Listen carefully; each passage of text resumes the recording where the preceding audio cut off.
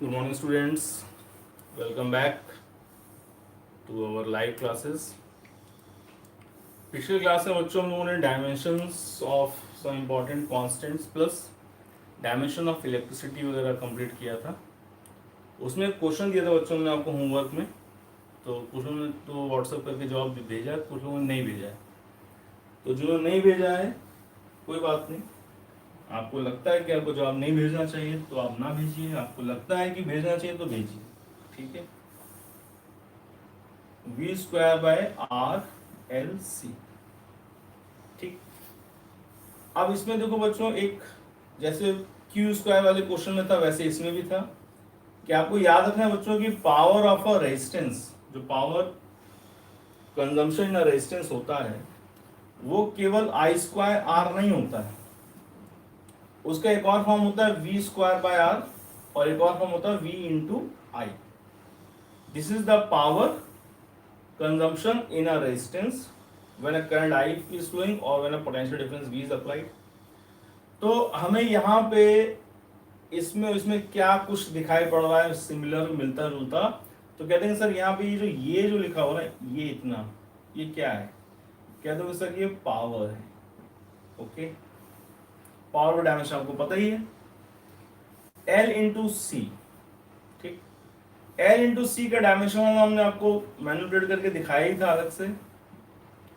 तो अगर आपको याद, अच्छी बात है, नहीं याद है तो आप इसको किनारे लिया कर इसको समझ सकते हो कि क्या चीज है।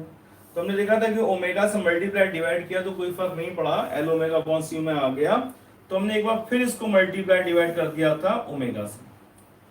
आप देखेंगे इसके पहले वाले क्लास में हमने ये बताया हुआ है कि कैसे मैनिपुलेट कर लेते हैं। तो एल ओमेगा हो गया इंटू सी ओमेगा हो गया, लेकिन ओमेगा इंटू ओमेगा यहाँ नीचे ओमेगा स्क्वायर हो गया। तो एल ओमेगा आपको पता है ओम होता है, सी ओमेगा ओम इनवर्स होता है। अब कोई बच्चा तुम में से अगर कह रहा हो, ये सोच रहा हो सर ये कहां से आ गया, तो वो बच्चा वो है जिसका आज शायद पहला क्लास होगा।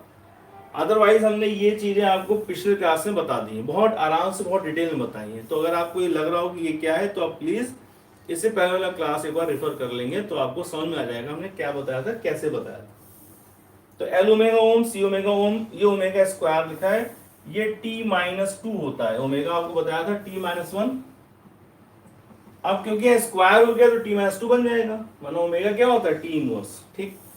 अब देखो बच्चों ये यहाँ कैंसिल हो गए, अब ये आ गया ऊपर टी स्क्वायर। तो एज अ रिजल्ट हमें क्या पता चल गया, हमें ये पता है पावर, और एलसी पता चल गया। एलसी का डायमेंशन फाइनल क्या आ रहा है टी स्क्वायर, तो यहाँ टी स्क्वायर लिखा हुआ है। This whole thing is equal to T square, ठीक है।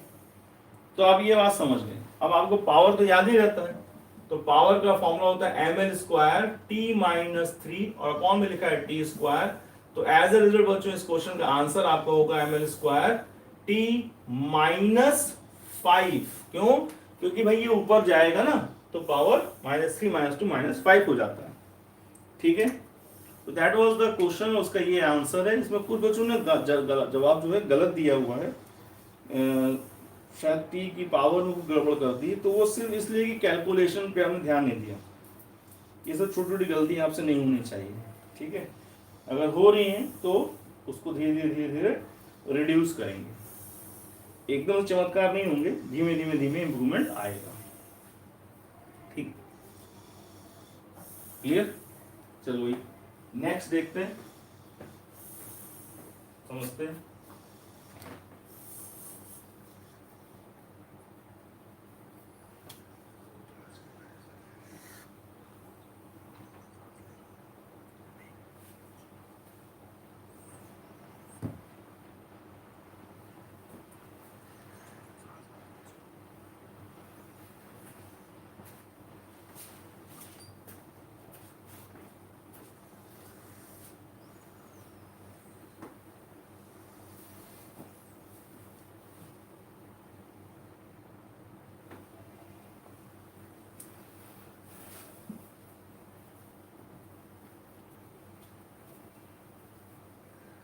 ठीक, अब देखो बच्चों 2017 में 2017 का क्वेश्चन है, वही मैं देख रहा था कहाँ है, ठीक है। उसमें क्वेश्चन कह रहा है कि इफ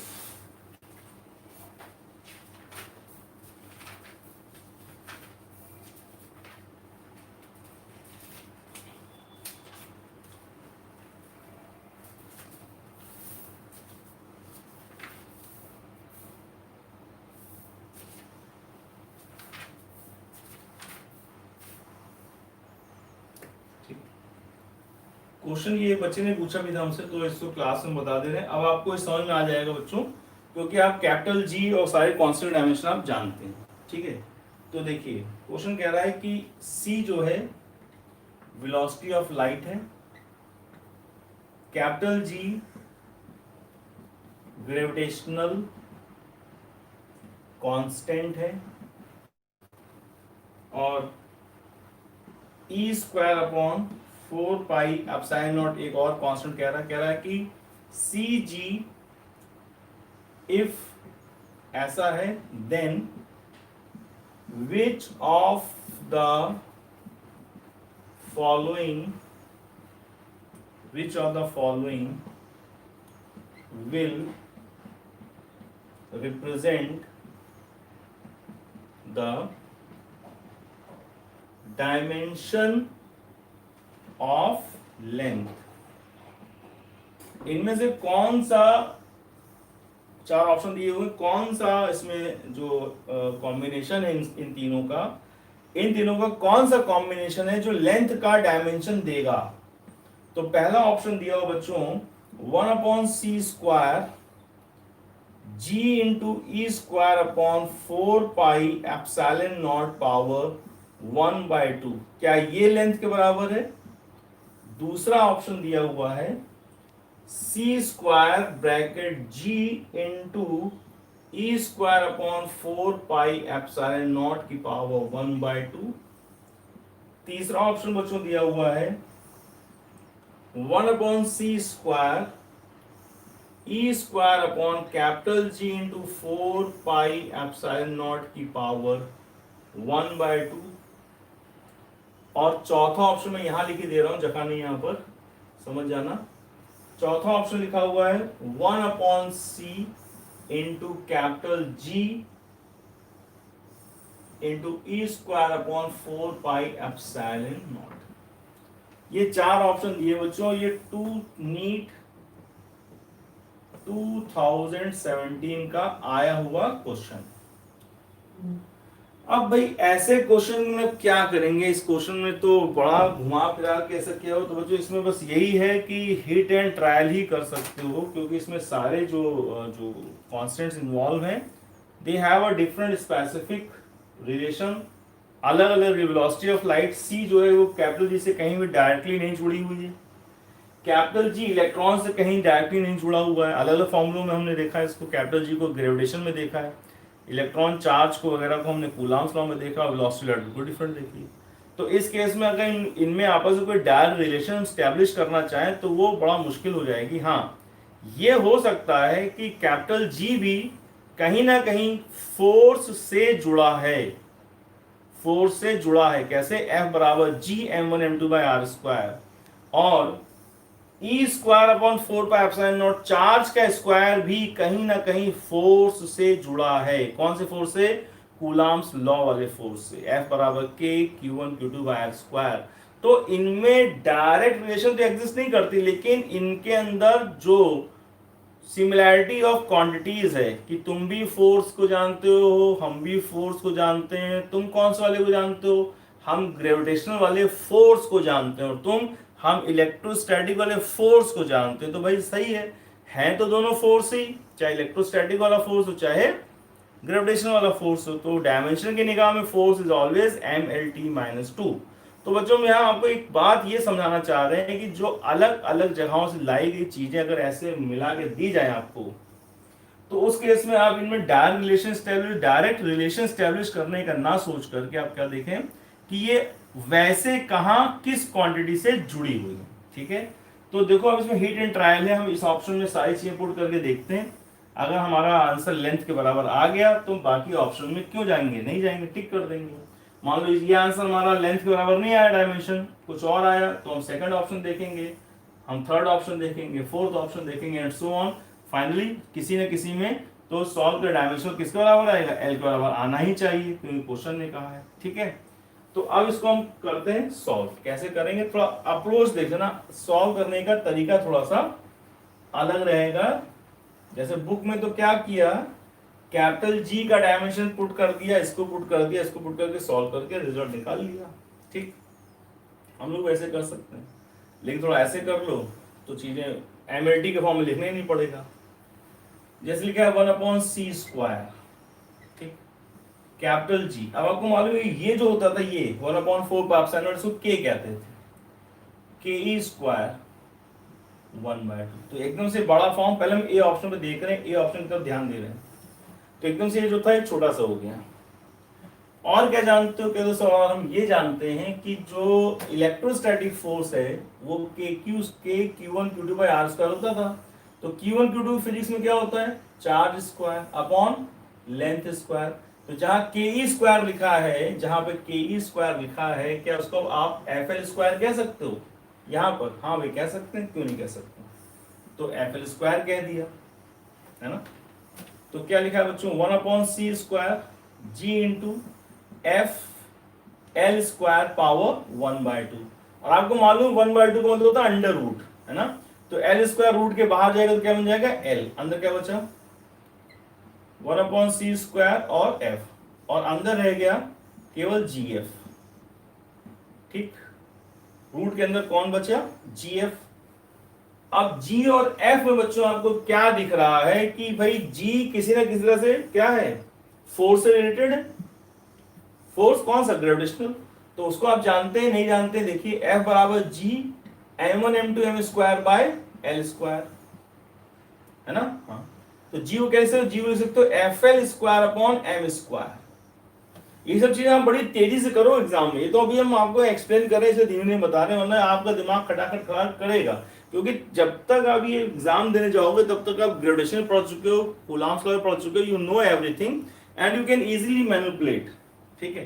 तो अभी आपको लगेगा सर थोड़ा हम कैसे करेंगे, तुम भी करोगे, तुम ही तो करोगे, ठीक है।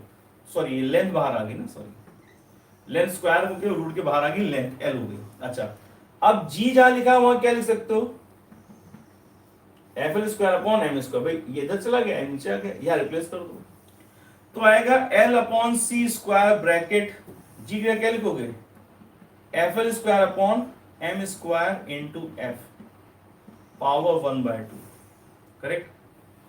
L रूट के बाद फिर बाहर आ जाए, कितना आएगा L²/c² F²/m² पावर 1/2।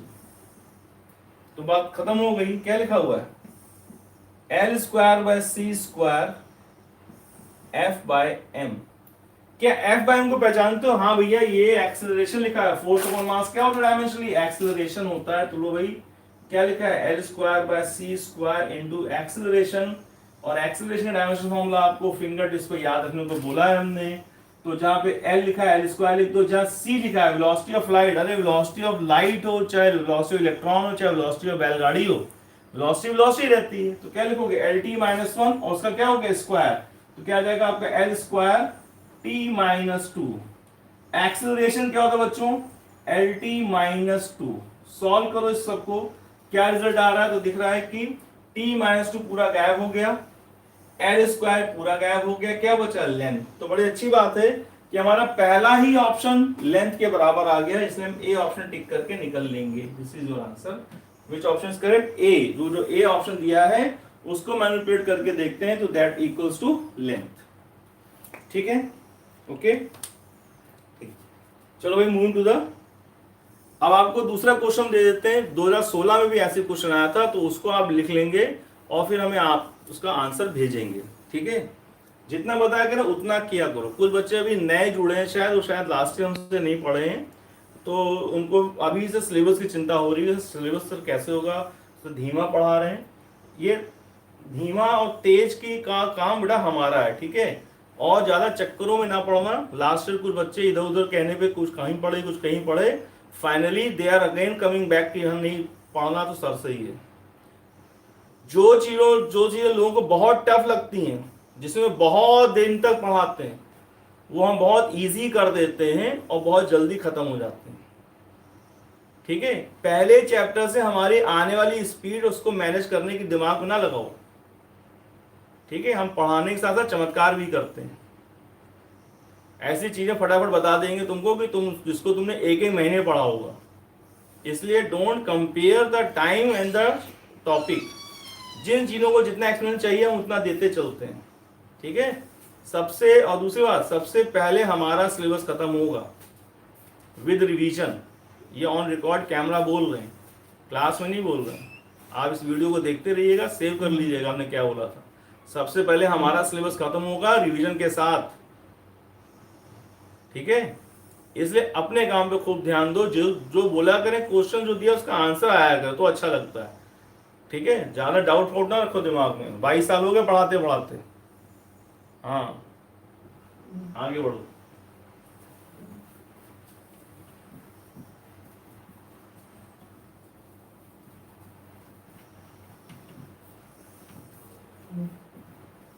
कैलोरीमेट्री वगैरह वगैरह, जिसमें आइस, हीट, वाटर निकालने में लोग आधा आधा पन्ना भरवाते हैं, एक एक पन्ना, कितनी आइस बची, कितना पानी पिघल गया, वो बिना सॉल्व कर तुमको बताएंगे। वहां समझ में आएगा कि स्पीड और टाइम क्या होता है, ठीक है। बहुत सारी चीजें हैं, इलेक्ट्रिसिटी में लोग इक्वेशन बनाते रहते हैं, बनाते ही रहते हैं, सॉल्व करते हैं। ये भी इक्वेशन नहीं बनाओगे ऐसे ही आंसर आएगा, ऐसे ही और हर एक जगह आएगा। कोई क्वेश्चन नहीं रटवाएंगे तुमको कि इसका आंसर ये होता है। हर जगह you will feel like something different. ये तो चैप्टर की स्टार्टिंग हो रही है, ठीक है। सो डोंट जज एनीथिंग, इसलिए समझाना पड़ता है नए बच्चों को बार बार। अब इस क्वेश्चन को आप ट्राई करें, सेम क्वेश्चन है देखो 2016 का, 16 में भी आया, 17 में भी पूछा गया, लेकिन थोड़ा तरीका बदल दिया गया। इफ h बराबर प्लैंक्स कांस्टेंट, कैपिटल G वही ग्रेविटेशनल कांस्टेंट, और c क्या है, velocity of light, then which of the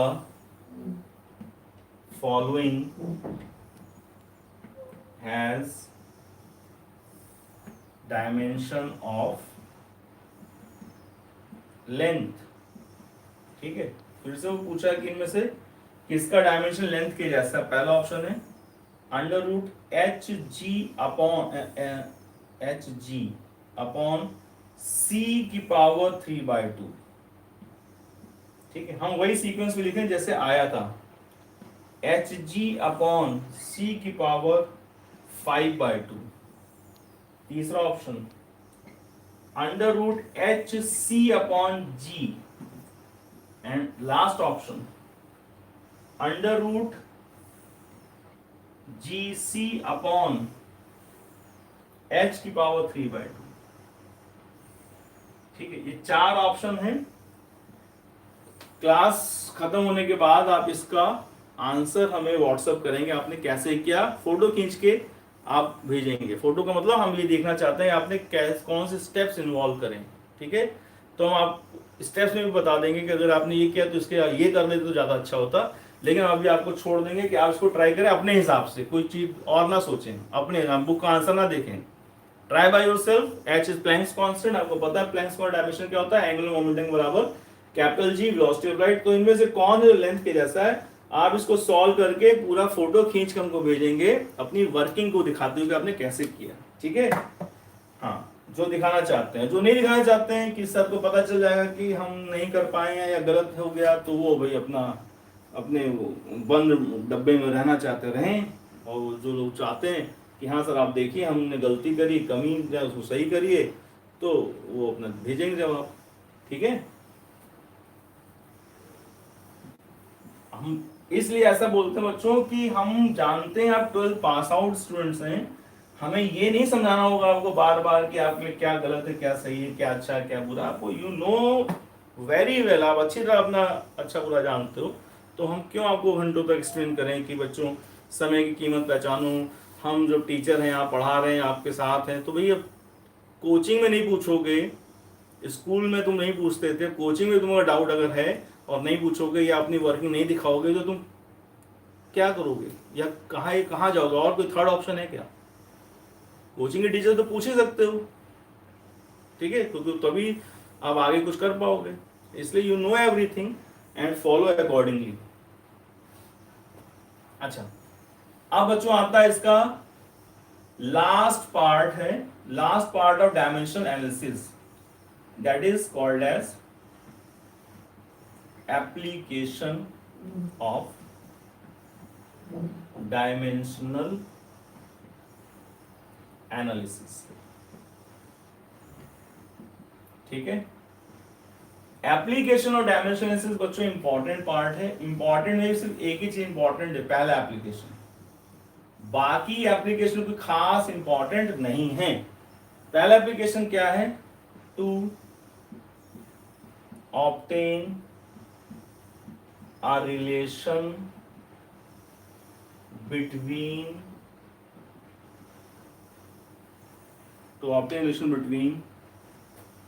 a quantity and its factors। ठीक है, to obtain a relation between a quantity and its factors। उसके factors के बीच में और क्वांटिटी बीच में रिलेशन हमें ऑब्टेन करनी होती है by using the method of dimensional analysis. ठीक है, कैसे करते हैं इसको तो समझना शुरू करते हैं विद एग्जांपल। बच्चों इसमें कोई थ्योरी नहीं होती है, इसके लिए कोई थ्योरी एक्सप्लेन करी जाए, उसकी कोई जरूरत नहीं, थ्योरी होती ही नहीं है, जरूरत की बात ये अलग है। इसको आप एक्सप्लेनेशन इसका आप समझते हैं क्वेश्चन के थ्रू। देखिए इसमें क्या होगा, इसमें क्या होगा, आपको एक क्वांटिटी बताई जाएगी कि ये क्वांटिटी है, ठीक, और ये इन फैक्टर्स पर डिपेंड कर रही है, और उनके फैक्टर्स के नाम लिखे होंगे कि भाई इस पे मास पे कर रही है, फोर्स पे कर रही है, लेंथ पे कर रही है, वगैरह वगैरह पे। तो देन आपको उसकी आपको रिलेशन निकालनी होगी। ठीक है, और उसको रिलेशन निकालते कैसे वो हमें यहाँ पे देखना है।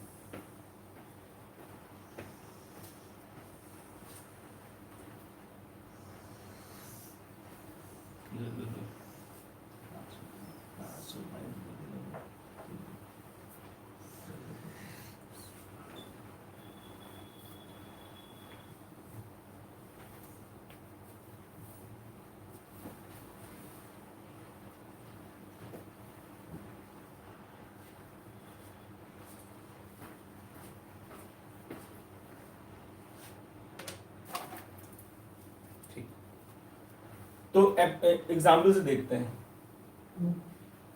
सबसे पहले सबसे सिंपलेस्ट एग्जाम्पल किया जाए, इजीएस्ट एग्जाम्पल, उसके बाद फिर बात करेंगे अदर्स। क्वेश्चन कह रहा है कि if the time period of a simple pendulum, time period of a simple pendulum depend on its length and on acceleration due to gravity g और लेंथ सिंबल है l, देन establish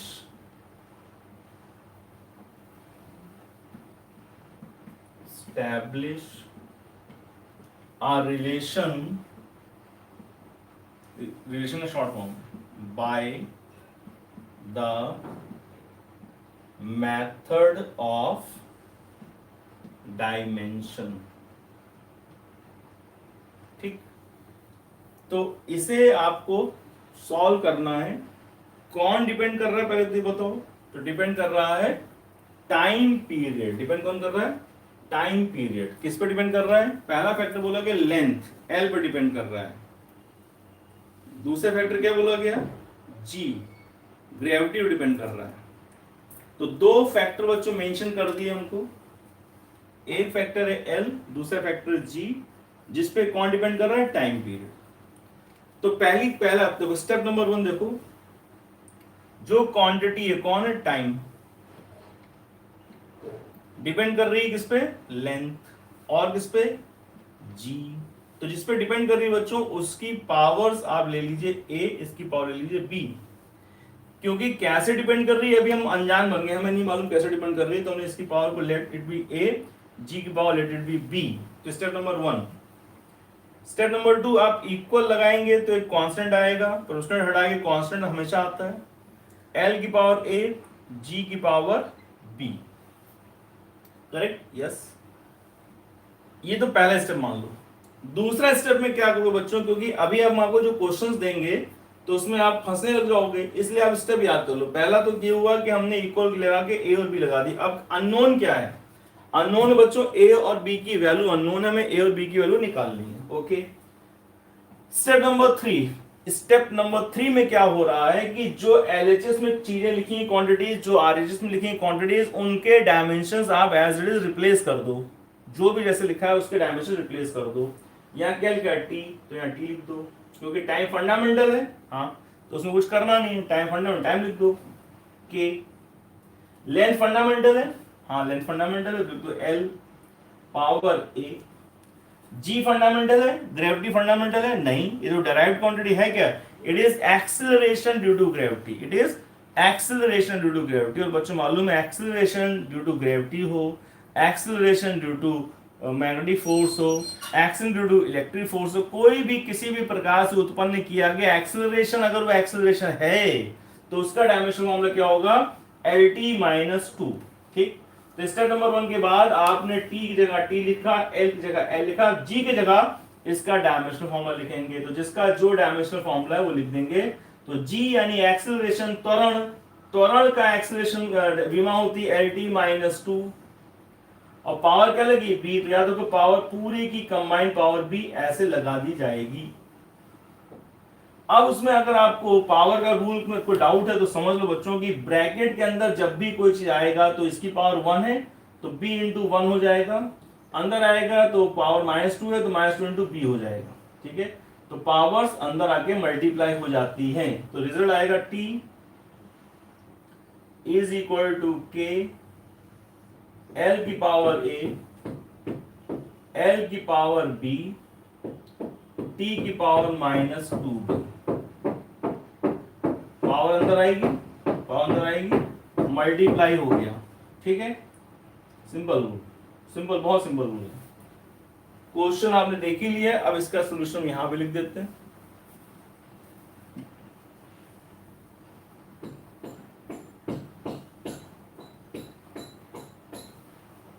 ठीक,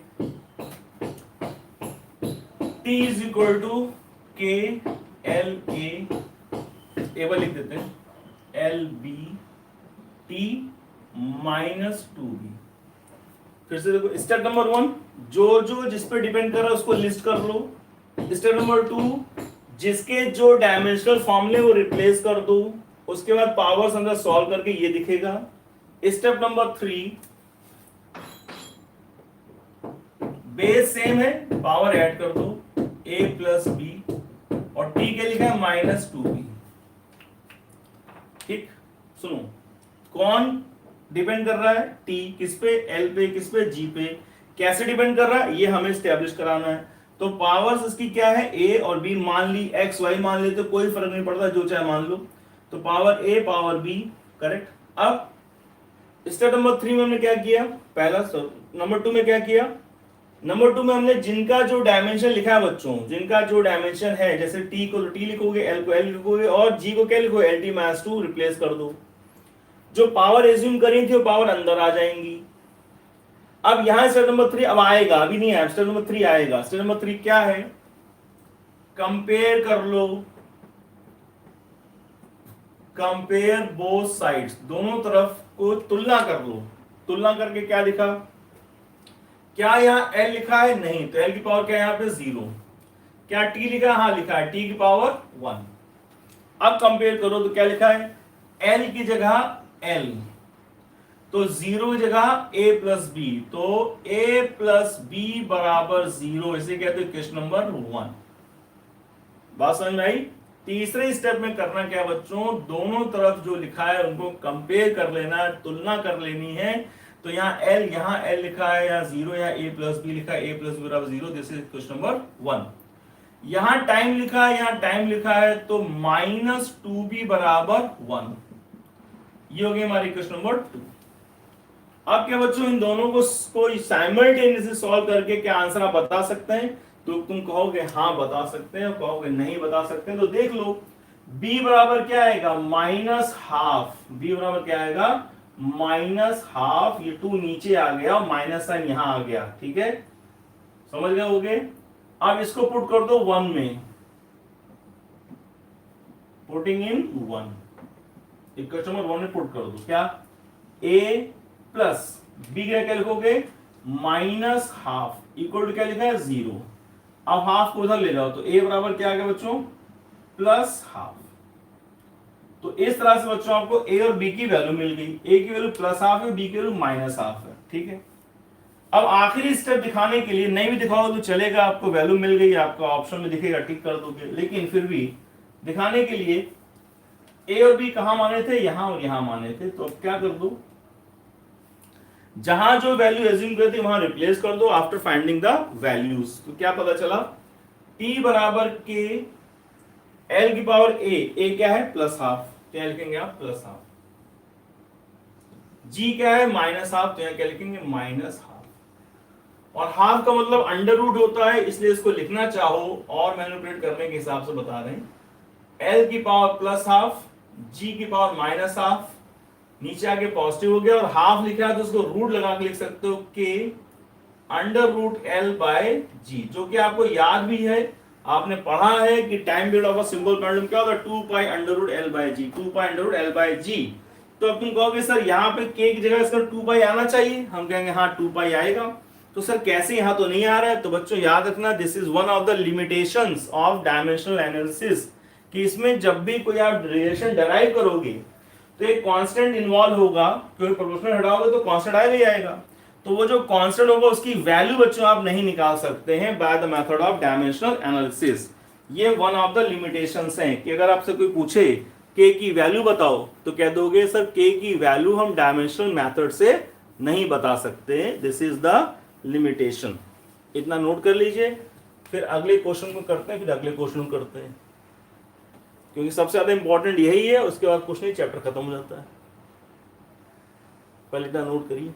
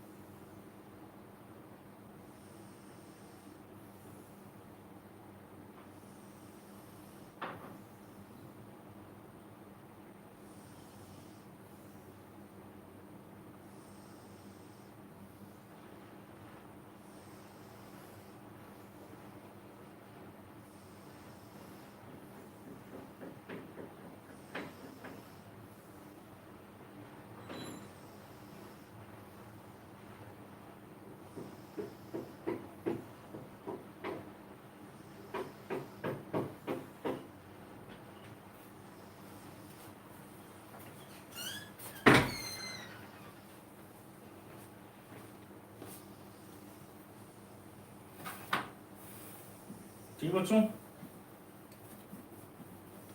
चलिए next question देखिए।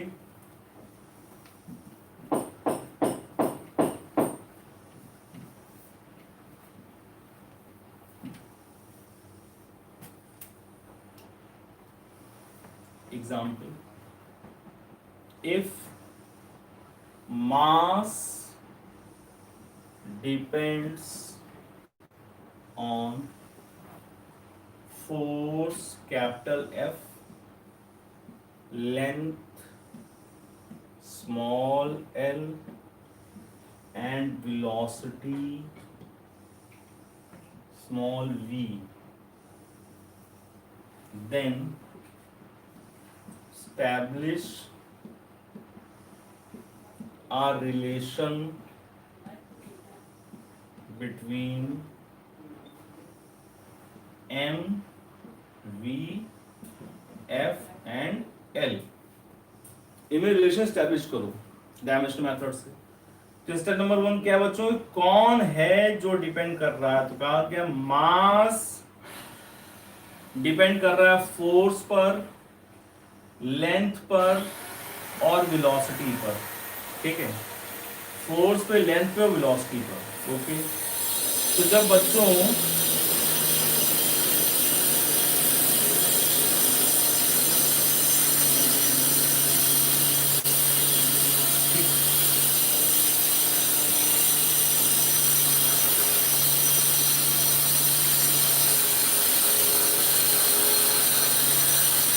बगल में काम चल रहा है बिल्डिंग में, तो वो शोर आ रहा है उसको 2 मिनट और गैप।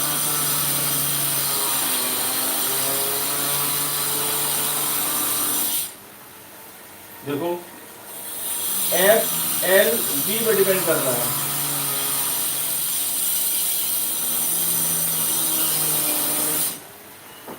अब इसमें म्यूट का ऑप्शन नहीं होना, दबा देते तो आवाज शोर नहीं आता आपके पास।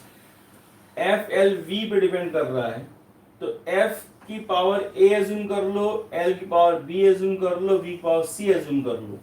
तो अब यहाँ पे 3 अननोन हो गए, पहले ए बी था, अब यहाँ पे ए बी सी 3 हो गए। तो कोई बात नहीं, 3 है, 3 सॉल्व हो जाएंगे। कैसे होंगे देखो ध्यान से। ये लिखा हुआ है M, step number okay. Step number 2 में क्या करते थे? स्टेप नंबर 2 में हम जिसका जो डायमेंशन रिप्लेस कर देते थे। तो एफ का डायमेंशन क्या बच्चों? एफ का डायमेंशन है M L T minus 2, power क्या है ए, लेंथ क्या है एल, पावर क्या है बी, तीसरा क्या है वेलोसिटी, वेलोसिटी क्या है एल टी माइनस 1, पावर क्या है सी। ठीक, क्वेश्चन नोट कर लिया होगा आपने, लिख लो क्योंकि इसको मिटाने जा रहे हैं। Mass depend on force, length and velocity. तो ये हमने थोड़ा सोल्यूशन दिया, इसको लिख लो, इसको मिटा दें।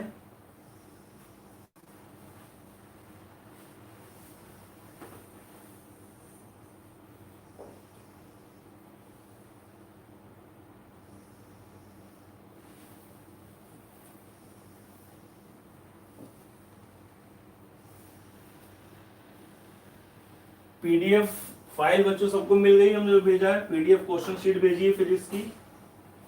अगर नहीं मिली है तो आप विकांत सर से या किसी भी कंसर्न पर्सन से बात कर सकते हैं, या नहीं मिली तो हमको व्हाट्सएप कर दें, तुमको हम तुम्हारे व्हाट्सएप पे भेज देंगे। प्रॉब्लम शीट है 45 क्वेश्चन की, उनको आप ट्राई कर लेंगे, आज शाम को उनका आंसर शीट भेजेंगे हम। ठीक है, और कोई जो डाउट हो, जो ना सॉल्व करके ना आ रहा हो, बता देना कि सर ये क्वेश्चन हम क्लास में डिस्कस कर देंगे। 1 to 45 पहले आप ट्राई कर लीजिएगा।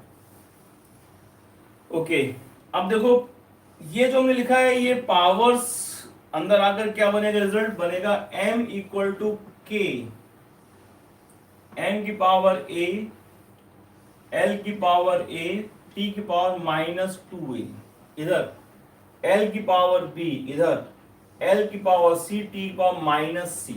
सही है? यस। अब तो मालूम है बच्चों बहुत अच्छी तरह से कि इधर इधर हम इक्वेशन फ्रेम करते थे, तो m तो a अकेला ही है, l l l 3 जगह लिखा है, तो a plus b plus c। Time कहाँ लिखा है? टाइम यहाँ और यहाँ लिखा है, तो t -2a माइनस c। ठीक है, अब इधर देखें बच्चों, क्या l है? नहीं है। क्या t है? नहीं है। तो कंपेयर कर लो, बस कंपेयर कर, रिजल्ट आए आपके पास कि m की जगह m, तो a की जगह 1। लो भाई, ये तो सीधा वैल्यू ही आ गई। l की जगह l, तो a plus b plus c जगह पे 0, तो इक्वेशन नंबर 2 बन गई a plus b plus c बराबर 0। This is equation number 2। t की जगह t, 0 की जगह पे -2a माइनस c। तो -2a माइनस सी बराबर 0। Equation number 3।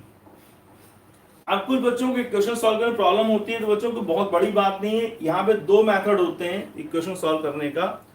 एक होता है बच्चों सब्स्टिट्यूशन मेथड, एक होता है एलिमिनेशन मेथड। जैसी इक्वेशन हो, जैसा वहां पे करना पड़े, वो हम यूज करते हैं। नॉर्मली एलिमिनेशन मेथड थोड़ा सा फास्ट होता है, जल्दी रिजल्ट आ जाता है। सब्स्टिट्यूशन भी कर सकते हैं, जो आपको सूटेबल लगे। हम एक एक करके आपको बताते जाएंगे जैसी जैसी इक्वेशन बनेंगी। जैसे यहाँ पे क्या बन रही है, यहाँ पे a की वैल्यू 1 मिल गई, तो इसकी वैल्यू यहाँ सब्स्टिट्यूट करना ज्यादा बेटर रहेगा।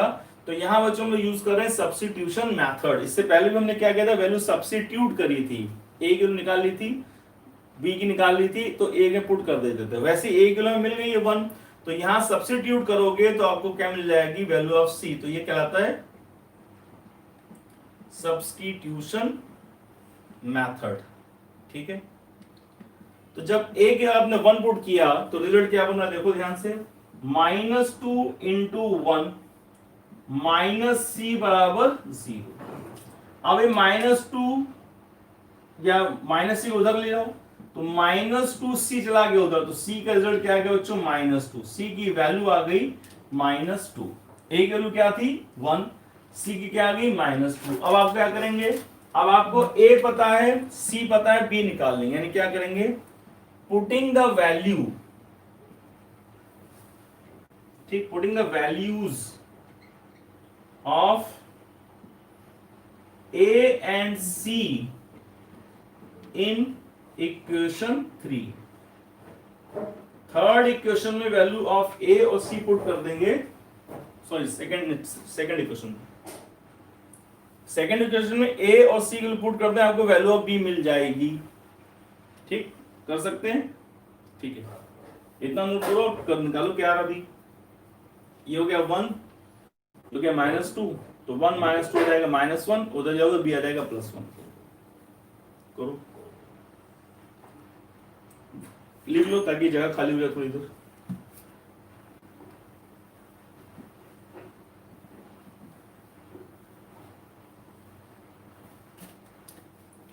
a की जगह 1, b की जगह पता नहीं, c की जगह पे -2। जहां c लिखा हुआ -2, a लिखा 1, b आ गया, तो क्या बचा, b 1 और -2 क्या बचेगा, -1 इक्वल टू 0। तो b क्या आ गया, +1। तो आपकी वैल्यूज आ गई 1, 1, -2। ठीक है, तो जो आपने एज्यूम किया था वहां पे रिप्लेस कर दें।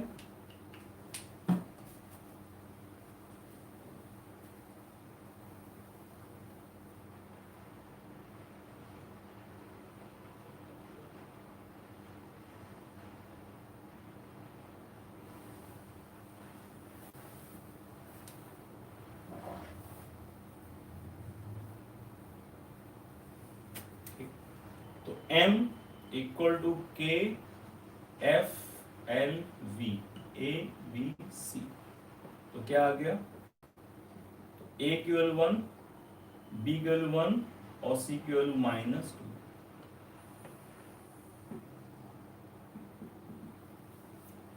ये आ गया आपका आंसर।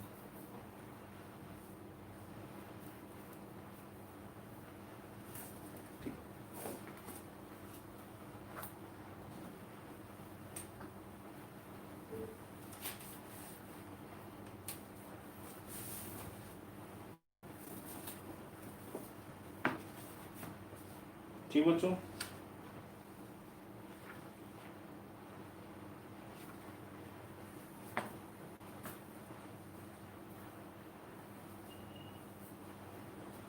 अब आपको ऐसे क्वेश्चन जो हमने क्वेश्चन शीट भेजी उसमें मिलेंगे, आप उनको ट्राई करेंगे। जवाब नहीं आएगा आपका तो फिर उसको हम सॉल्व करना देखेंगे कैसे आता है। ठीक है, अब एक क्वेश्चन और हम करने जा रहे हैं बच्चों, इसी तरह का है, तो बहुत कॉमन क्वेश्चन है और बड़ा ही अच्छा क्वेश्चन, बहुत बेहतरीन क्वेश्चन है। वो ईयर मैं आपको बताता हूँ किस साल का आया हुआ क्वेश्चन, वो सीबीएसई का ही है, लेकिन क्वेश्चन बहुत अच्छा इसलिए है बच्चों, हमारा फेवरेट है क्योंकि उसमें पूछने वाले ने बड़े अच्छे तरीके से सवाल पूछा है।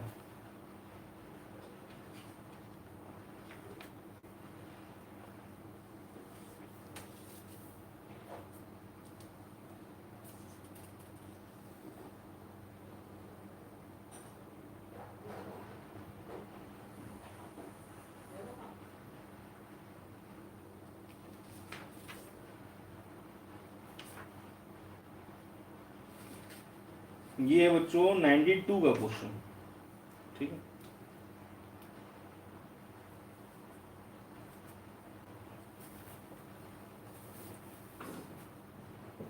If P is pressure,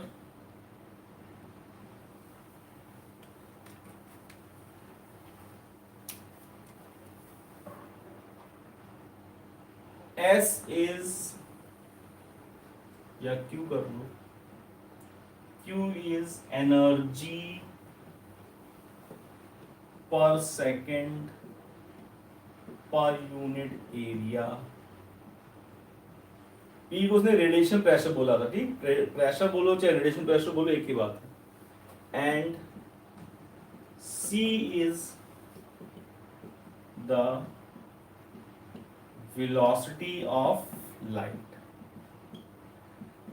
then for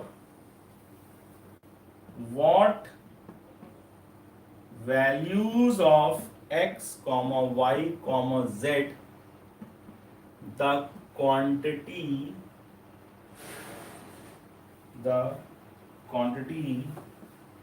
PQC, P की power x y z, for what values of x y z the quantity PQC will be a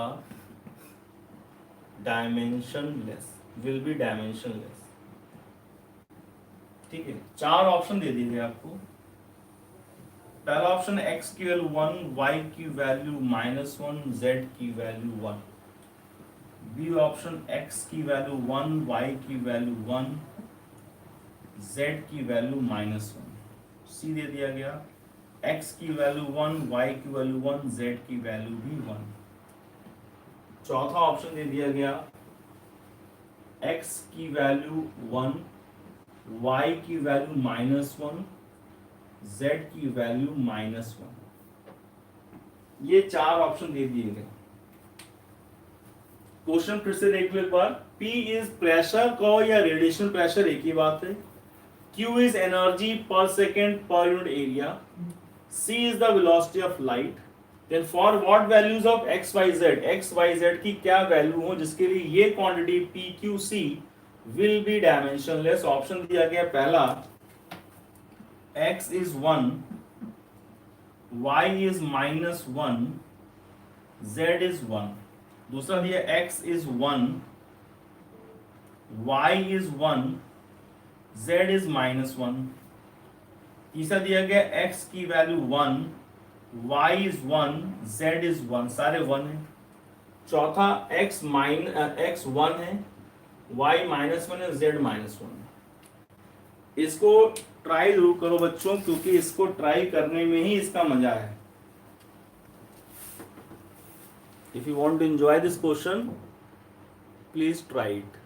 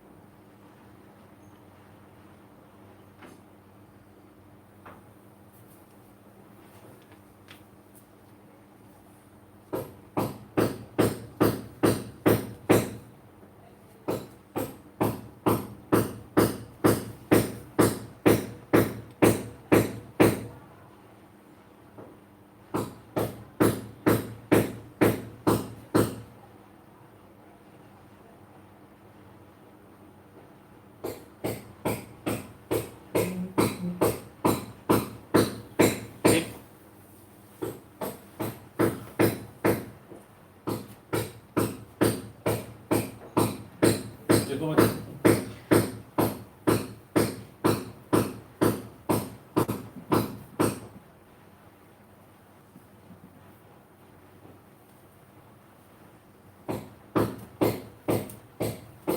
P Q C, P की पावर x, Q की power y, C की power z।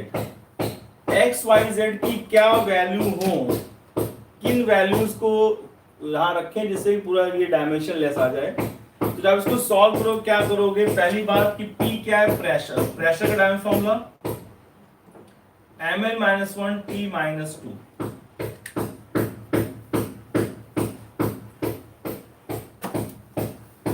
क्यों थोड़ी space ज्यादा चाहिए, PQC X Y Z।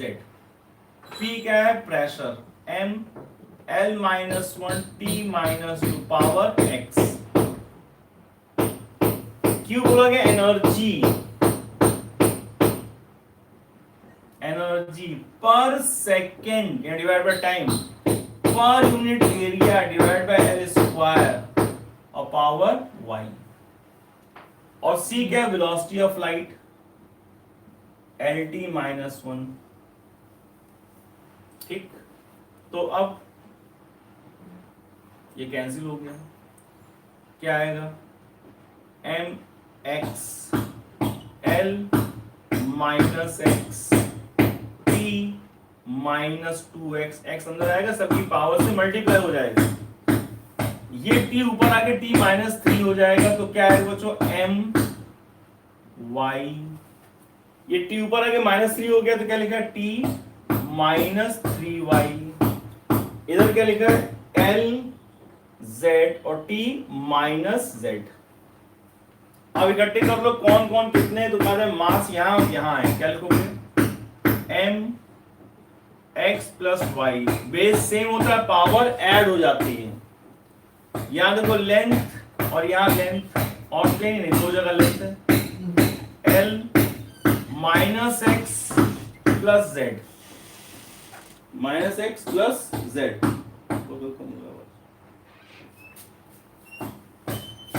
Time -2x -3y -z।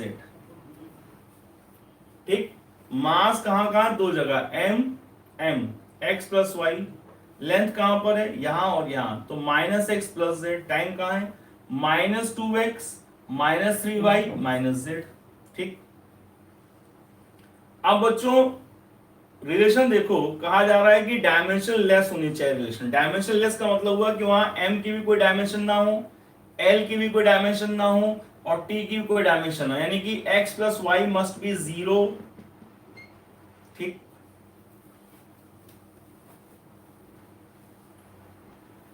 As according to the question, question क्या चाहता है उसके हिसाब से अगर कहें तो n की पावर 0 यानी x plus y 0, equation number 1, minus x plus z यानी कि l की पावर भी 0 होनी चाहिए, और तीसरी इक्वेशन टाइम भी 0 होना चाहिए, यानी कि -2x -3y -z equal to 0। तो इस तरह से बच्चों आपको ये तीन इक्वेशन मिलेंगी। जब आप इसको सॉल्व करोगे यू विल गेट 3 इक्वेशन, इस तरह से आपको तीन इक्वेशन मिलेंगी। ठीक, अब बात ये आती है बच्चों, ध्यान सुनना, कि जब आपको तीन इक्वेशन मिलेंगी और आप इसको सॉल्व करोगे तो ये सॉल्व नहीं हो रही होंगी, यानी आपको x y z की वैल्यू नहीं मिल रही होगी। तो तुमको सर अगर x y z की वैल्यू नहीं मिल रही होगी तो सर हम सॉल्व कैसे करेंगे, हमारा आंसर कैसे आएगा। तो बच्चों यही इसके अंदर बड़ी अच्छी चीज है कि इसका कोई एक आंसर नहीं आता है, समझना, कंफ्यूज होने से पहले सुन लो पूरी बात। इसको जब आप सॉल्व करोगे you will not get any value. क्यों ऐसा होगा, इसलिए सुनो, एक्सप्लेनेशन सुनो, थ्योरी सुनो। पहली रिलेशन क्या कह रही है, पहली रिलेशन कह रही है कि x बराबर -y, यहां से x बराबर -y। दूसरी रिलेशन कह रही है कि x बराबर z, यहां से माइनस प्लस हो गया। तीसरी रिलेशन क्या कह रही है उसकी जरूरत ही नहीं पड़ेगी, तुम्हें यही आंसर समझ में आ जाएगा। देखो, अगर हम तुमसे पूछे बच्चों कि कोई भी दो नंबर का सम 0 है, कोई भी दो नंबर है x y, उनका जोड़ 0 आता है, बताओ वो दो नंबर कौन से हैं, बताओ वो दो नंबर कौन से हैं। जिन दोनों का सम 0 आता है। तो कोई भी वो दो नंबर नहीं बता पाएगा। तुम कहोगे सर कुछ भी हो सकते हैं, 10 और -10, एक प्लस कर दिए, एक -10, 10 और -10 का सम 0 आएगा। 4 -4 का सम 0 आएगा। 100 -100 का सम 0 आएगा। तो इनमें हम कोई एक नंबर स्पेसिफिक फिक्स नहीं कर सकते, हम एक रिलेशन स्पेसिफिक कर सकते हैं कि जैसा x है उतना ही y, लेकिन x और एक दूसरे के अपोजिट है। x प्लस है तो y माइनस है, जैसा x है वैसे y, लेकिन एक दूसरे के अपोजिट है, तभी तो दोनों का सम 0 आएगा। यस। सेकेंड रिलेशन क्या बता रही है कि x इक्वल टू जेड, यानी कि जैसा x से एग्जैक्टली वैसी वैल्यू पुट कर दो सम 0 आ जाएगा। तो हमें यहां रिलेशन मिल गई, जैसा x है एग्जैक्टली वैसा ही y है, लेकिन साइन अपोजिट है। तो x equal and opposite to y, और x और z एकदम सेम है, साइन में भी वैल्यू में भी। ठीक है, तो हम यहाँ तीसरे की जरूरत नहीं पड़ रही। यहाँ दिख रहा है कि पहला ऑप्शन क्या कर रहा है, x 1 है, y -1 है, z 1 है, यानी जैसा x है उसका उल्टा y है, ये बात सही है, और जैसा x है वैसे ही z, हाँ ये बात सही। तो पहला ऑप्शन सही हो गया। समझ गए, इसमें कुछ सॉल्व नहीं। अब तुमसे कह देते, तुम खुद सोच लो कि सर अगर ये वैल्यू 1 -1 z पुट करके रिलेशन सेटिस्फाई होंगी तो तुम चेक कर लो ना, क्या प्रॉब्लम है, पूछ के लो। देखो इधर जहां x लिखा है वहां क्या लिख दो 1, y के लिख दो -1, क्या रिजल्ट 0 आया? हाँ सर 0 आ गया, यानी यहां सही चल रहा है, सही चल रहा है। सेकेंड रिलेशन देखो, सेकेंड रिलेशन माइनस, जहां x लिखा वहां लिख दो 1, प्लस जहां z लिखा वहां लिख दो 1, क्या रिजल्ट 0 आया? हाँ सर 0 आया। तो सेकेंड डिफरेंस सही है, हाँ बिल्कुल सही है। तीसरी बात समझो, तीसरी क्वेश्चन चेक कर लो अपने चेक करने के हिसाब से। -2 जहां x लिखा हुआ क्या लिख दो 1,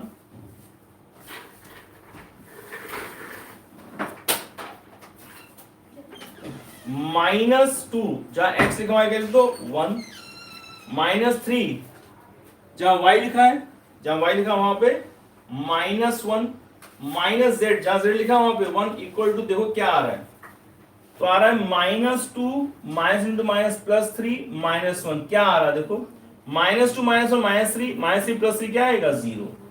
तो इक्वेशन 3 भी सेटिस्फाई कर रही है, हाँ बिल्कुल सेटिस्फाई कर रही है। ठीक है, तो बच्चों ये बात पता चली कि यहाँ पे एक स्पेसिफिक वैल्यू नहीं हो सकती, स्पेसिफिक रिलेशन हो सकती है। तो ऑप्शन पहला सही है। अब सुनो और एक्सप्लेन कर देते हैं तुम्हें, कंफ्यूज ना हो। क्या अगर ऑप्शन ऐसे लिखा होता 10 -10 +10, तो भी क्या पहला ऑप्शन सही होता? हाँ सर सही होता। कैसे? अरे तुम पुट करो ना यहाँ पे 10, पहली क्वेश्चन में x जगह पे 10, y की जगह पे -10, 0 आया? हाँ 0 आया। फिर ऐसी ही सारी वैल्यू तीनों में पुट कर करके देखोगे आंसर सही आता जाएगा। तो क्या इसकी जगह अगर हम यहां पे ले लेते 8 -8 +8, तो भी क्या तीनों इक्वेशन सेटिस्फाई हो जाती हैं? तुम कहोगे हाँ सर हो जाती हैं, चाहो तो चेक करके देख लो। अगर यहां लग देते 12 -12 +12, क्या सेटिस्फाई होती? हाँ भैया सेटिस्फाई हो जाती हैं। तो क्या समझे बच्चों, क्या समझे? क्या x y z की कोई एक एक स्पेसिफिक वैल्यू हो सकती है?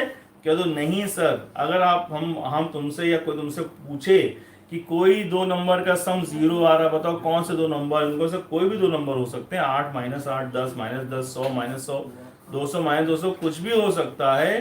तो it means, simply it means कि रिजल्ट की कोई स्पेसिफिक वैल्यूज नहीं है।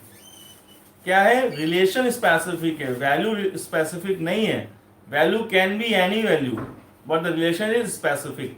जैसा x उसका उल्टा y, और x और z एग्जैक्टली क्या है? सेम। ये रिलेशन यहाँ पे आ गई। तो होपफुली ये एक्सप्लेनेशन तुमको समझ में आ गया होगा। फिर भी अगर ना समझ में आया बच्चों तो please WhatsApp me and I will again explain you in the next class. अगले क्लास में फिर आपको एक्सप्लेन कर देंगे। कोई टेंशन मत लिया करो, जब तक ना समझ पाओ, जब तक कुछ चीज ना समझो आप पूछ लो, ठीक है? देन ओनली आप कोई अच्छा कर पाओगे। ये बात याद रखना, कंफ्यूज्ड ब्रेन से आप कोई नई अच्छी चीज क्रिएट नहीं कर सकते हो। अगर कंफ्यूजन रहेगा तो आप अच्छा सोचोगे नहीं, अच्छे से आप परफॉर्म नहीं करोगे। मॉरली आप स्ट्रांग नहीं बनोगे, आपको मजा ही नहीं आ रहा होगा, डाउन डाउन लगेगा। तो सीखते चलो और कोई डाउट पूछते चलो, ठीक है, क्योंकि जब तक इंटरेक्टिव क्लास नहीं चल रही है आप ऐसे ही पूछ लीजिए, ऑफलाइन जब स्टार्ट हो जाएगा तो कोई बात ही नहीं है।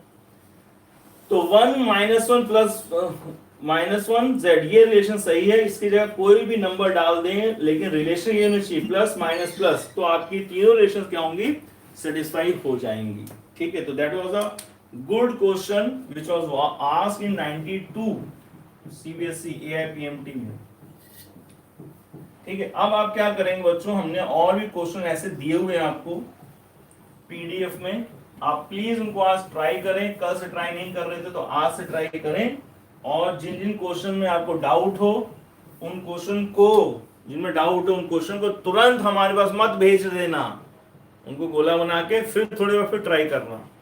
जब 3-4 बार ट्राई कर चुके हो वो भी गैप दे करके, अभी कि अभी शाम को कर लिया, कल सुबह कर लिया, तब भी नहीं आ रहा। अब बुक से सोल्यूशन मत चुराने लगना है, वहां देखें इस बुक में इसका आंसर दिया होगा, ये सब नहीं करना है, अपने आप से ट्राई करना है, दिमाग लगाना है, नहीं आए तब 4-5 बार ट्राई, तब आप उसका गोला बना के हमको व्हाट्सअप कर देंगे, ठीक है, तुरंत ही नहीं, वरना ब्रेन की एक्सरसाइज कहाँ हो पाई।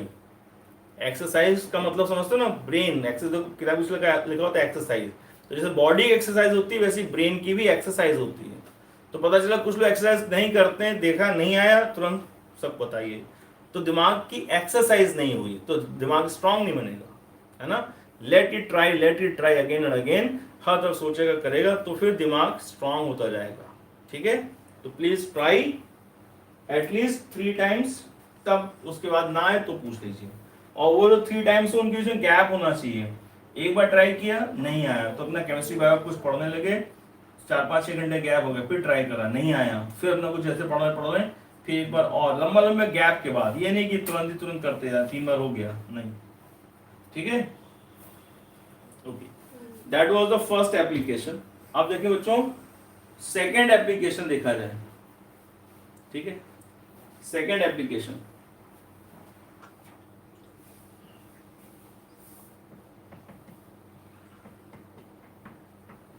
to convert a relation, to convert a relation या to convert a unit from one system to other।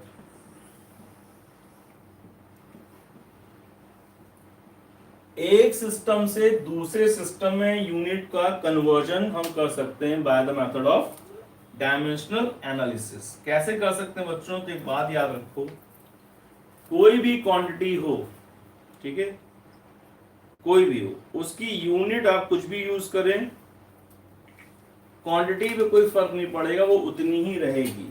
इसका मतलब ये हुआ कि जैसे हम कहते हैं 1 kg आलू या 1000 ग्राम आलू, तो चीज तो उतनी है, बस क्या हुआ कि हम जो केजी यूज किया बच्चों, तो केजी क्या है एसआई सिस्टम में, और ग्राम यूज कर रहे हैं तो सीजीएस में। तो सिस्टम बदल देने से क्वांटिटी पे उस चीज पे कोई फर्क नहीं पड़ता, उसकी न्यूमेरिकल वैल्यू और यूनिट का प्रोडक्ट सेम रहता है। मतलब जैसे हमने कहा 1 kg और हमने कहा 1000 ग्राम, तो ये जो 1 लिखा है बच्चों, ये इसकी न्यूमेरिकल वैल्यू कहलाती है, इसका सिंबल है n, और जो ये लिखा हुआ ये इसकी यूनिट है, इसका सिंबल है u, ठीक है। तो 1 kg आलू वाली पन्नी ले जाओगे कि 1000 ग्राम वाली, कह दो सर हम बेवकूफ थोड़ी ना है, दोनों का मतलब एक ही होता है, 1 किलो आलू को चाहे 1000 ग्राम को, बात एक ही है, ठीक। लेकिन यहाँ पे क्या है, यहाँ पे न्यूमेरिकल वैल्यू देखो 1000 है, यहाँ वैल्यू देखो 1 है, यहाँ यूनिट क्या है ग्राम, यहाँ क्या है केजी। तो कहने का मतलब ये हुआ बच्चों, सिंपल बात, कि न्यूमेरिकल वैल्यू और यूनिट का प्रोडक्ट क्या रहता है, कांस्टेंट रहता है। n फॉर न्यूमेरिकल वैल्यू, उसकी मात्रा कितनी है मान, और u उसकी यूनिट, तो इन दोनों का प्रोडक्ट हमेशा सेम रहता है, कम ज्यादा नहीं होता। तो और ये भी तो कह सकते हो कि न्यूमेरिकल वैल्यू यूनिट एक दूसरे के इनवर्सली प्रोपोर्शनल है। हाँ भाई क्यों नहीं कह सकते हैं, बिल्कुल कह सकते हैं। तो ऐसे कहने से क्या मतलब, इसका मतलब क्या, इसका मतलब ये हुआ कि अगर आपने यूनिट बड़ी यूज करी है, यूनिट बड़ी है तो न्यूमेरिकल वैल्यू छोटी, उल्टा है ना। और अगर यूनिट छोटी यूज करी तो न्यूमेरिकल वैल्यू बढ़ जाएगी। जैसे देखो केजी आप यूज कर रहे हो, KG, KG is bigger unit of mass, बड़ी यूनिट है तो न्यूमेरिकल देखो छोटी है 1। लेकिन आपने यूनिट छोटी कर दी, ग्राम, ग्राम छोटी यूनिट, तो न्यूमेरिकल होगी 1000। छोटी यूनिट बड़ी वैल्यू, बड़ी यूनिट छोटी वैल्यू। तो क्योंकि न्यूमेरिकल वैल्यू यूनिट दूसरे क्या है, इनवर्सली प्रोपोर्शनल, इसका ये मीनिंग होता है। अब ये जो बात हमने यहां लिखी n इंटू यू कॉन्स्टेंट, इसको ऐसे लिख सकते हैं, और we can say that n1 u1 is equal to कितना होता है, n2 u2। अब इसका क्या मतलब है वो देखते हैं अभी। इस बात का मतलब क्या हुआ, n1 u1 n2 u2 का मतलब क्या हुआ, तो पहले इसको लिखो फिर देखते हैं कि क्या मीनिंग निकल रहा है। ठीक है,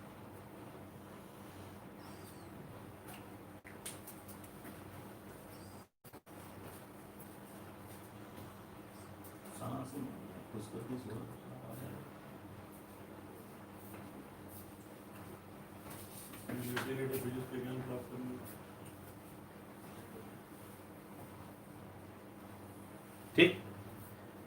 तो एक सिस्टम से दूसरे सिस्टम में चलते हैं जरा।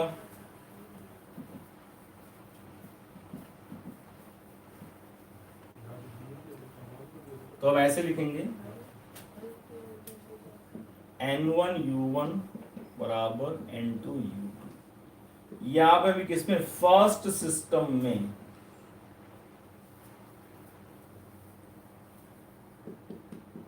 पहला सिस्टम कोई भी हो सकता है, वहां पे न्यूमेरिकल वैल्यू u1 है, यूनिट u1 है। आप चले गए सेकेंड सिस्टम में, सेकेंड सिस्टम में जब आप गए तो वहां पे उसकी न्यूमेरिकल वैल्यू n2 हो गई u2। जैसे एग्जांपल हमने कहा था 1 kg, 1000 ग्राम।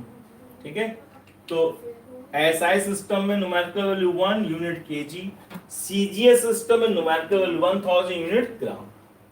तो इस चीज को यूज करके बच्चों हम एक सिस्टम से दूसरे सिस्टम में कन्वर्जन कर देते हैं। कैसे करते हैं, तो फिर हम बात करते हैं एग्जाम्पल के थ्रू। ठीक है, एग्जाम्पल क्या है, बहुत ही पुराना और साधारण सा एग्जाम्पल हम निकाल के ला रहे हैं। सबको पता भी रहता है ये, लेकिन क्योंकि समझने के लिए साधारण चीज जल्दी आसानी समझ में आ जाती है, इसलिए इसको यूज कर रहे हैं। कह रहा है कि if unit of force in SI system is Newton and in CGS system it is Dynes, what is the relation between Newton and Dynes? What is the relation between Newton and Dynes? ये question है। ठीक, अब बहुत ही common question, सबको पता है 1 Newton और 10⁵ डायंस होता है, सबको पता है। लेकिन हम ये मान के चल रहे हैं कि हमें नहीं पता है ना, हम ये मान के चलते हैं हमें नहीं पता है, और हम डायमेंशन के मेथड यूज करके इनमें एक रिलेशन स्टैब्लिश करेंगे। ठीक है, उसके बाद हम आपको एक दो और क्वेश्चन कराएंगे, उसके बाद फिर हम देंगे कि कभी कभी काल्पनिक सिस्टम बना देता है क्वेश्चन, और फिर उसमें आप फंस जाते हैं। इसलिए even though it is very simple, लेकिन आप इसको ध्यान से समझने की कृपा करेंगे अपने ऊपर। ठीक, देखो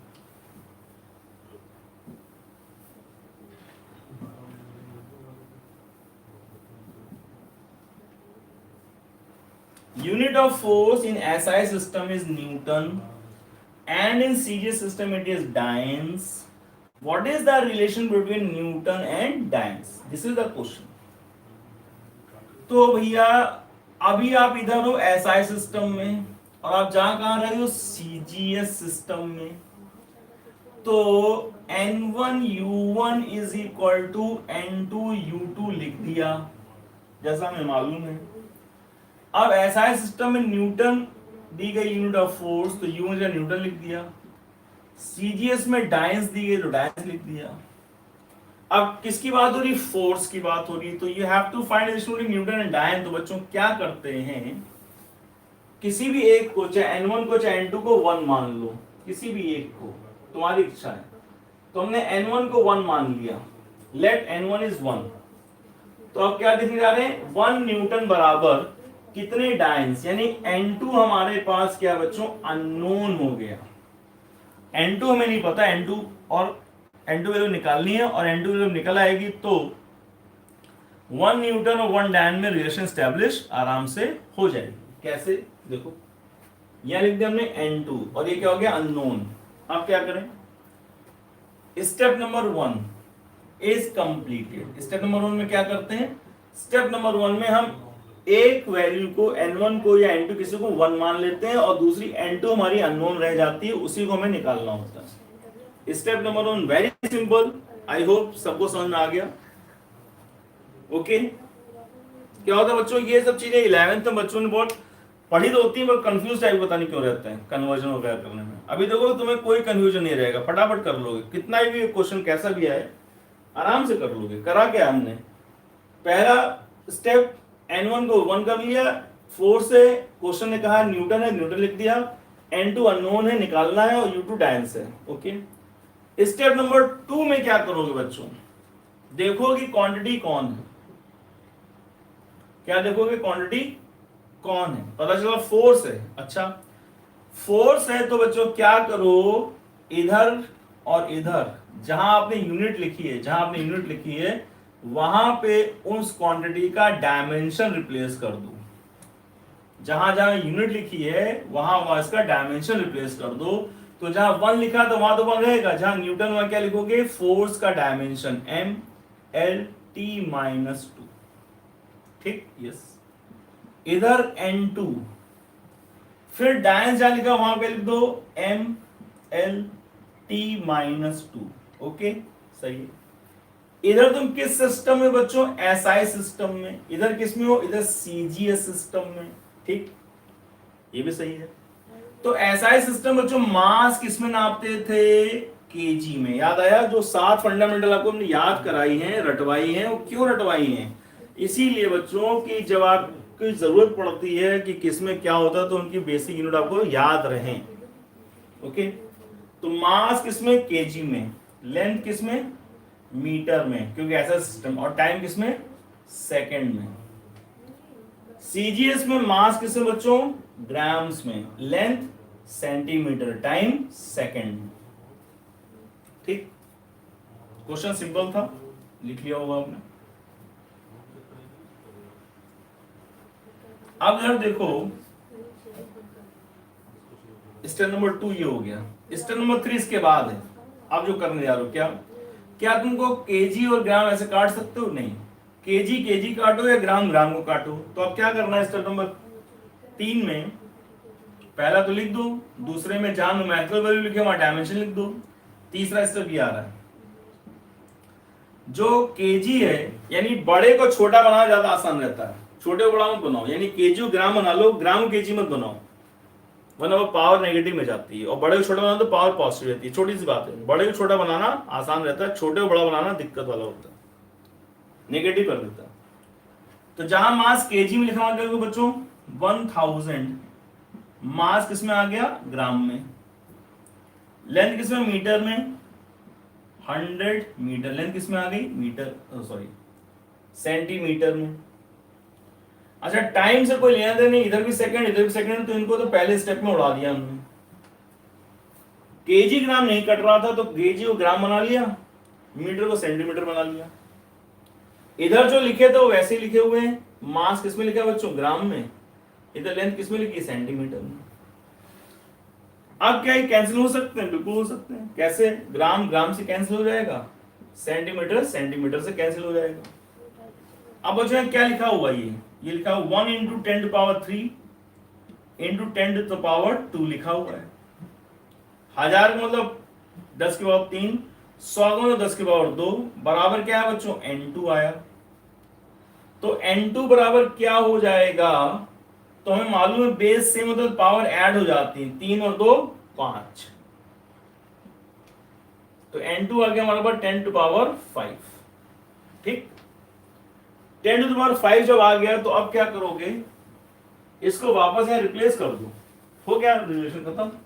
1 न्यूटन बराबर 10 टू पावर 5 डायन्स, 1 न्यूटन बराबर 10 to power 5 dynes. This is the relation आपने स्टैब्लिश कर ली न्यूटन और डायन्स में, 1 न्यूटन बराबर 10 टू पावर 5 डायन्स। ठीक है,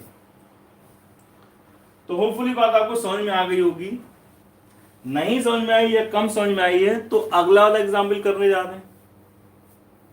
ठीक है, उस अगले एग्जाम्पल में और क्लियर हो जाएगा, उसमें कम आया तो अगले में कर लेंगे, क्लियर हो जाएगा क्योंकि बहुत आसान टॉपिक था। अगले वाले क्लास में यानी कि कल से we are going to start vector, नहीं सॉरी वेक्टर नहीं, percentage error, I am sorry, इसका हम स्टार्ट करेंगे परसेंटेज एरर कल वाले क्लास में। आज ये थोड़ा सा और पढ़ेंगे, अभी कल तक खत्म हो जाएगा लिमिटेशन बताने के बाद, और फिर स्टार्ट कर देंगे परसेंटेज एरर। ठीक है, चलो भाई नेक्स्ट क्वेश्चन देखा जाए। अगला question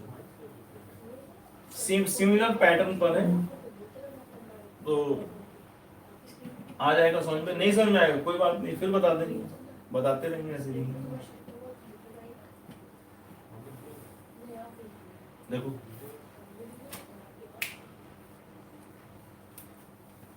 next example, if unit of energy in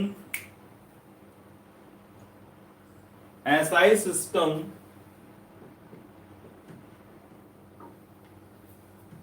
is joule, unit of energy in SI system is joule, and in CGS system unit is अर्ग्स। ऐसा सिस्टम यूनिट जूल है बच्चों, और सीजीएस में अर्ग्स है। Find a relation between Joule and Earth by dimensional method. ठीक, dimensional method से बच्चों आपको जूल और अर्ग्स में रिलेशन स्टैब्लिश करके दिखानी है, क्या रिलेशन आएगी तो देखते हैं। तो फिलहाल क्वेश्चन आपने लिख लिया, नहीं लिखा लिख लो फटाफट, और फिर इसको सॉल्व कर लेते हैं।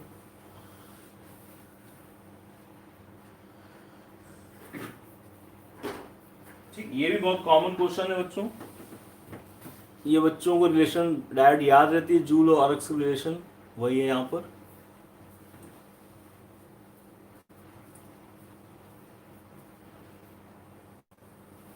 ठीक,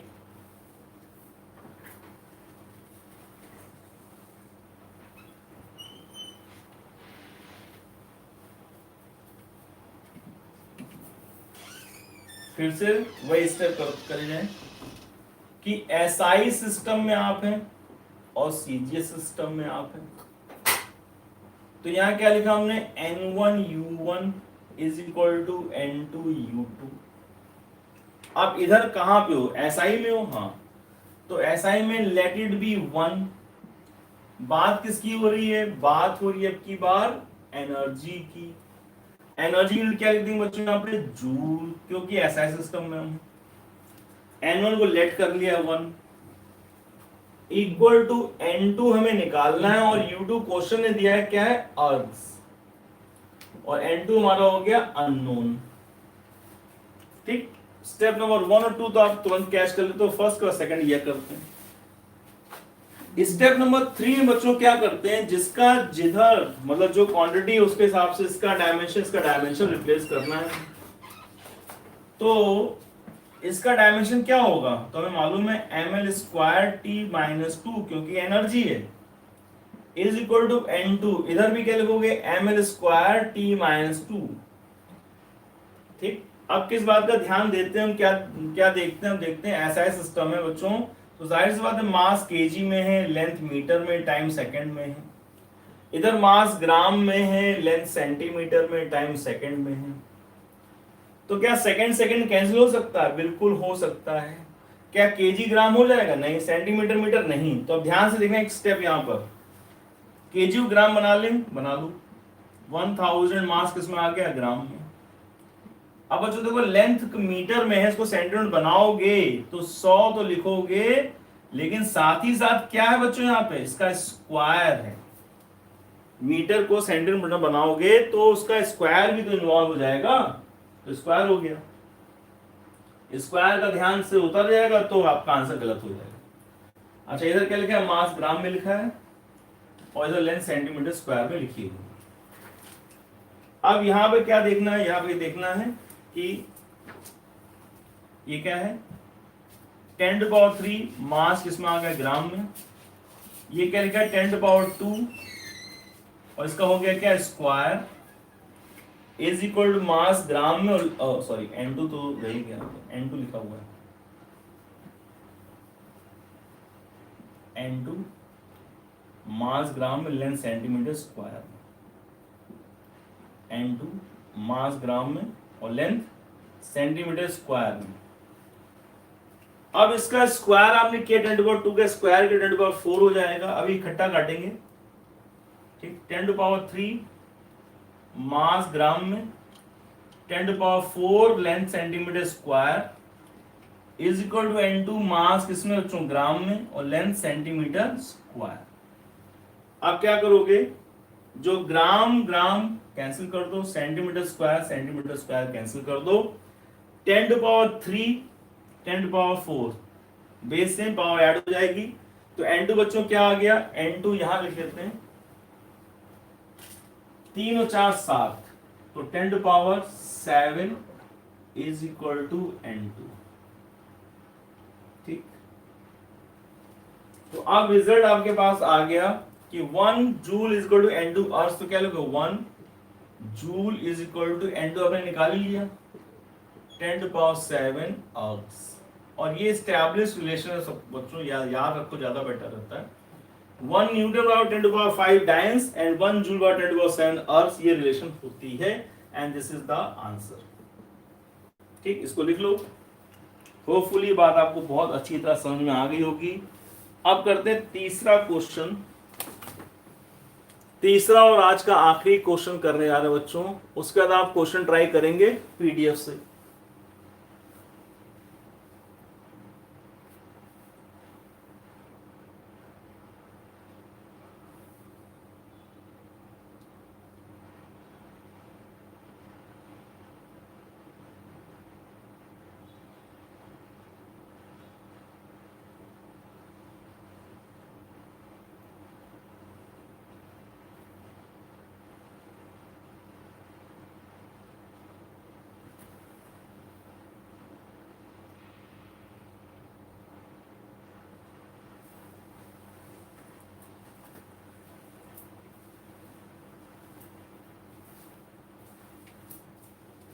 ठीक,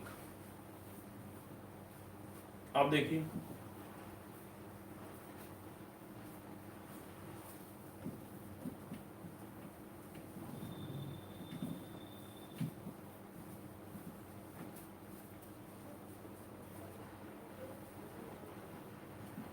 समझो।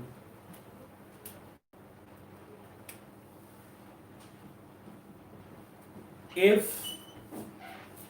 in an imaginary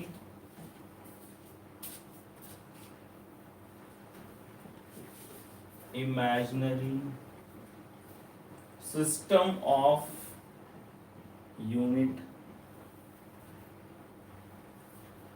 imagine system of unit mass is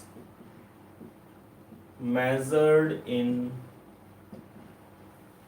quintals, length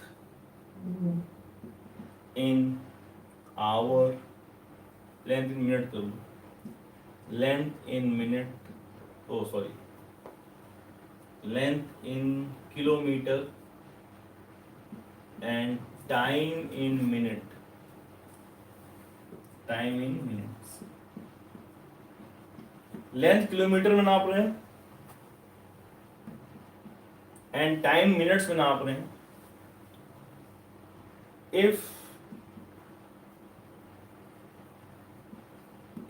unit of force in this system is x, ठीक, establish a relation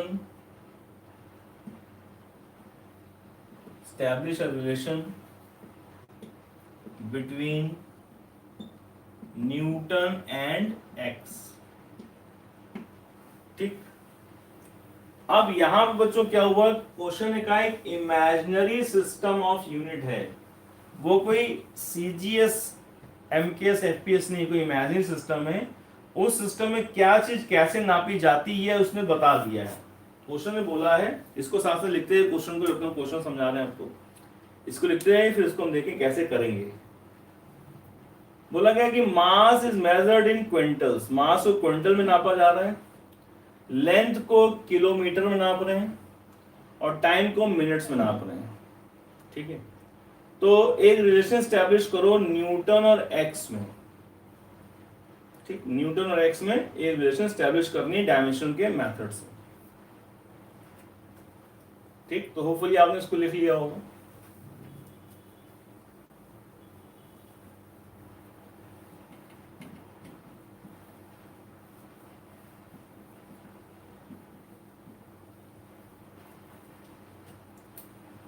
तो स्टेप नंबर 1 क्या करोगे, तो लिखोगे सर इधर इमेजिनरी सिस्टम है,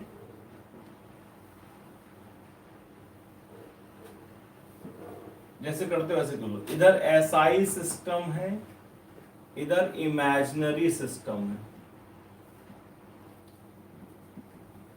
ठीक, जैसा क्वेश्चन ने कहा है. तो एसआई सिस्टम में N1 U1, तो इधर क्या लिखोगे N2 U2. तो एसआई सिस्टम में लेट इट बी N1 को कहते हैं 1, U1 है मालूम है न्यूटन, N2 में बताना है और U2 क्या है X. ठीक, अब क्वांटिटी कौन सी है, क्वांटिटी कहने से फोर्स है, तो फोर्स लिखो, क्या लिखोगे 1 इंटू न्यूटन, क्या लिखोगे M LT-2 बराबर N2, इधर भी क्या लिखोगे M LT-2. एसआई सिस्टम मास किसमें बच्चों, केजी में, लेंथ किसमें, मीटर में, टाइम सेकंड में. इमेजिनरी सिस्टम में बोला गया है मास किसमें, क्विंटल में, लेंथ किलोमीटर में, टाइम मिनट में. Correct, okay. अब क्या होता है बच्चों कि जब नेगेटिव में पावर लगी रहती है तो उसको बच्चे कन्वर्ट करने में बड़ा परेशान हो जाते हैं, जबकि ऐसा कुछ नहीं, बहुत आसान है. दूसरी बात, क्या मिनट सेकंड से कटेगा, नहीं. क्विंटल केजी से नहीं, किलोमीटर मीटर से नहीं कटेगा. तो अभी हमने क्या बताया था, बड़े को छोटा बना लिया करो. और अगले स्टेप में हम क्या करने जा रहे हैं, केजी में लेंथ मीटर, और इसको लिखो नीचे ऐसे, तो तुम कंफ्यूज नहीं होगे, तुम्हारा आंसर एकदम सही आएगा, सटीक आएगा.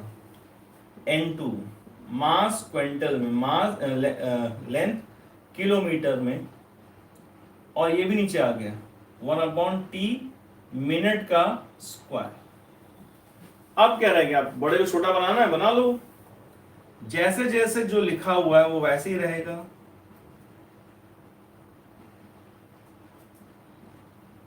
ठीक, क्विंटल मास किसमें, केजी में, तो क्या लिखोगे 1 क्विंटल में 100 किलो होता है.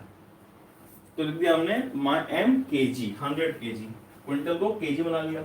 किलोमीटर, 1000 मीटर बराबर 1 किलोमीटर होता है, तो लो लेंथ किसमें कन्वर्ट हो गई, मीटर में। 1 किलोमीटर में 1000 मीटर होते हैं, 1 किलोमीटर में 100 केजी होते हैं, इंटू 1 मिनट में 60 सेकंड होते हैं, और उसका स्क्वायर है तो 60 का स्क्वायर करोगे बच्चों तो जो लिख देते हैं स्क्वायर, और ये क्या लिखा, टी सेकंड स्क्वायर, ऐसे लिख देंगे। जो चीज मिनट थी उसका स्क्वायर का 60 का स्क्वायर और टी सेकंड स्क्वायर। अब आमने सामने दोनों सेनाएं खड़ी हैं, तो जो जो कट रहा है उनको काटते चले जाओ। ऐसा ही मास किसमें, केजी में, लेंथ मीटर में, टाइम सेकंड में। इमेजिनरी सिस्टम में मास क्विंटल में, लंबाई किलोमीटर में, टाइम मिनट्स में। क्विंटल को केजी बना लिया, किलोमीटर को मीटर बना लिया, मिनट को सेकंड बना लिया। मिनट को सेकंड बनाते समय ध्यान रखा कि स्क्वायर स्क्वायर भी रहेगा, पावर नेगेटिव से नीचे ले आया करो, नेगेटिव नीचे ले आया करो, तो नीचे लाने में आपकी कैलकुलेशन में ज्यादा प्रॉब्लम नहीं आएगी। आपको साफ साफ दिख रहा है कौन कौन कहाँ कट गया। एम केजी से, लेंथ मीटर से कट गया, सेकंड स्क्वायर से कट गया, खत्म कहानी। यहाँ क्या बचा, 1 इक्वल टू, यहाँ क्या लिखा हुआ है, n2 इंटू 10 की पावर 2, 10 की पावर 3, तो 10 की पावर 5 हो गया। नीचे क्या लिखा है, नीचे लिखा है 60 का स्क्वायर 3600। पहले n2 तो लिखते हैं, n2 10 की पावर 2, 10 की पावर 3, 10 की पावर 5 अपॉन 60 का स्क्वायर 3600। ठीक, 2 0 यहां से कैंसिल हो गए, पावर बची केवल 3। तो n2 बराबर क्या आ गया बच्चों, इधर मल्टीप्लाई कर दो, तो n2 बराबर आ गया 36 10 की पावर -3, ये आ गया। ठीक है, 36 100 हुआ इसका, 2 0 कट गए तो बचा 10 के बाद 3। अब जब इसको नीचे ले जाओगे और 36 ऊपर चला गया तो 10 के बाद -3, तो रिलेशन आ गई कि 1 newton is equal to 36 into 10⁻³ ये आपका आंसर आ जाएगा उस इमेजिनरी सिस्टम के लिए जो क्वेश्चन ने अपनी तरफ से बना के दिया था। इसको लिख लीजिए बच्चों, कोई डाउट हो पूछ लो, व्हाट्सअप कर देना, अपना नाम जरूर बता दिया करो। ठीक है, तुम्हारा नाम, सबके नाम सेव नहीं ना हमारे पास, तो जब नाम बता दो नाम सेव भी कर लेंगे तुम्हारा। आगे कोई इंफॉर्मेशन हुई, कुछ और तुम्हारे तुम्हें बताना हुआ तो हम तुम्हारे नंबर पे भेज देंगे, अगर नाम सेव हुआ होगा तो। इसलिए नाम जरूर बता दिया करो।